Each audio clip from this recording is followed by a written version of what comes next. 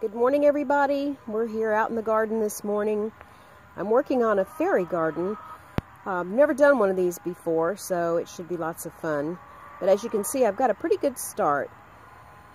Just, you wouldn't believe how many broken pots I have being in the gardening business for so long, but I've got bunches of them and I never threw them away. My kids would love to hear that. So I'm going to put some of them to use and see what I can do here. But this is the beginning of it, and I'll keep filming as I go. But these are some pots that I've had. The one on the top is one of the ones that I had painted at one time. Used to be on a plant stand, but it obviously, you know, they get old and they crack. So here's where it's going to go. It's a beautiful day out here in the garden. We're going to get some rain today, and I know the plants are looking forward to that, and going to have a little cool front come through, so trying to get that finished before that happens. So stand by, we'll have more.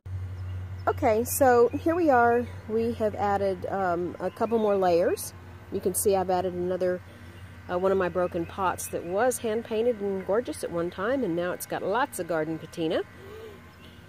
But basically all you do here is add your layers and fill in the dirt. And the one thing I like about this project is you really can't mess it up. If you don't like something, you know what, take it out and start over.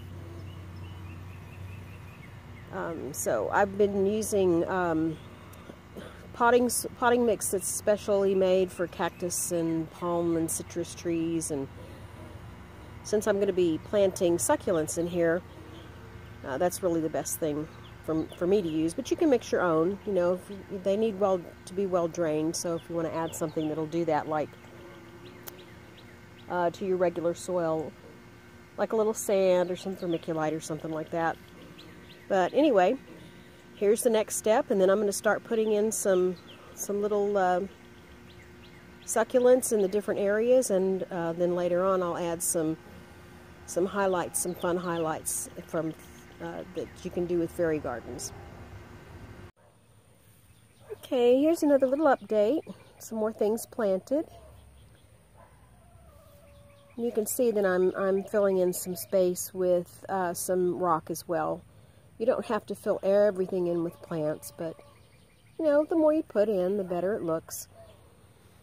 So I'm doing succulents, but yes, you do see that is not a succulent right there. That is an air plant. And I know that it doesn't fit in the same watering requirements as succulents do. However, it's happy in the same light. And it's in the top pot, so I can specifically water that one plant without having to water all the succulents. And that's kind of something you can take into consideration. If you don't really know much about gardening, I would stick with all one type of plant when you do this the first time. And if you are a little bit more familiar with things, then you can branch out a little bit. But I think it's taking shape nicely. I like it. So far, so good. Okay, so here's the finished project now. I've moved to the front porch because the norther came through and it wasn't really cold, but it was chilly.